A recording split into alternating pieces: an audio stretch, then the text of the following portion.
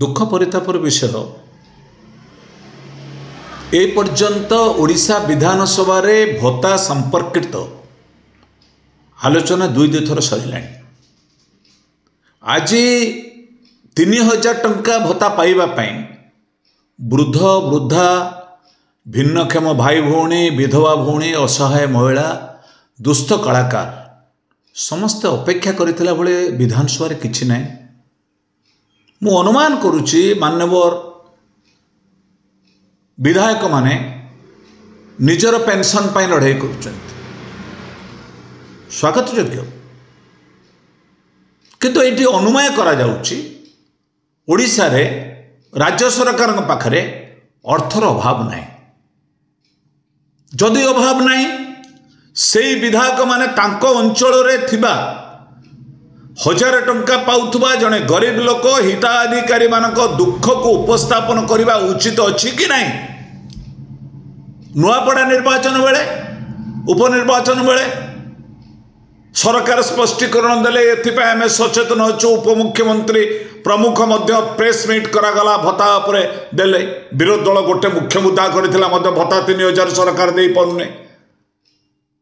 आज विधानसभा ए प्रसंग पर आलोचना बिल्कुल हो नहीं। कारण कौन 1000 टंकार हिताधिकारी पाई निजको जो अपेक्षा करिछि विधानसभा चली विधानसभा बेले निष्पत्ति नियाजिबो निश्चित सरकार आम पाई भत्ता घोषणा करिवे ये आशा कौन आशा रही।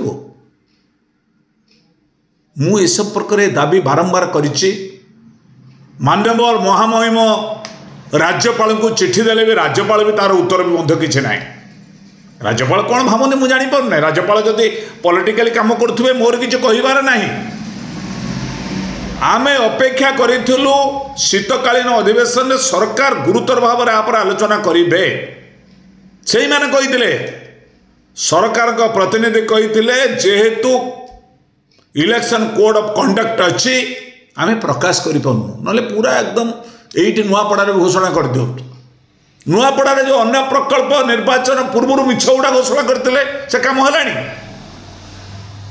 तेणु एथि मु दुख प्रकाश करुच्ची एटी दाबी करुच्ची सरकार निकट रे।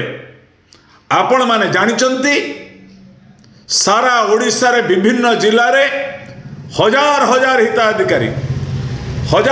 हिताधिकारी निजे एप्लिकेशन करिसेंती भत्ता पाइबा पाई।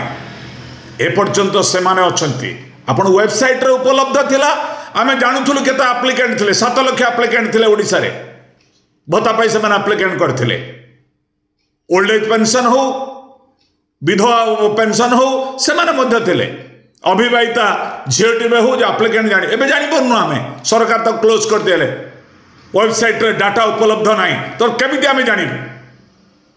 मान्यवर कोर्ट गोलेनी लोक बारंबार आम कहीचु। तेणु आम आशा करुचु मु अनुरोध करुच्ची डिसेम्बर 31 तारीख पर्यंत चलित विधानसभा जो चालू रोचे शेषर भत्ता संपर्कित आलोचना अच्छी। निजपाई आम जो मैंने प्रतिनिधित्व कर कौन निजपाई कौन सी विधायक माने मंत्री मान एरिया कई असहाय लोक ना विधवा भौणीटे ना दिव्यांग भाई भौणी ना वृद्ध वृद्धा जे माने रही पाल टांगी दुखर भी से ना। तेणु मु दाबी करुच्ची ये चलित विधानसभा उपरे जितकी दिन अच्छी 31 पर्यंत अच्छी आहरी भी भत्ता संपर्कित सब्जेक्ट अच्छी आपको आलोचना करेंगे। असहाय व्यक्ति वृद्ध वृद्धा दिव्यांग भाई भौणी असहाय महिला विधवा भौणी पाई सरकार कौन से एक गुरुत्व निष्पत्ति नापी मुझे दाबी करुच्ची। कारण बहु जगह दिखाऊना कहते आम 3500 टका देदेलु केते परसेंट लोक देते आपड़ कहले 4,17,000 लोक आम अलरेडी देचु हिसाब करा 2 लाख लोक देना और लोक बुलूं ए पर्यंत भी 85-90% लोक पाई ना पैसा। एज रे भी 85-90 वर्षर वृद्ध वृद्धा अच्छा से भी पाई ना। आप उत्तरदायी किए सरकार तो बहुत गुरुत्वपूर्ण प्रसंग पर आलोचना करुँच। जना पड़ुचे ओडिशा गरीब नुहे ओडिया जाति की गरीब कर रखाई। ओडिया अस्मिता ना ओडिया जाति की गरीब करा जाइछि।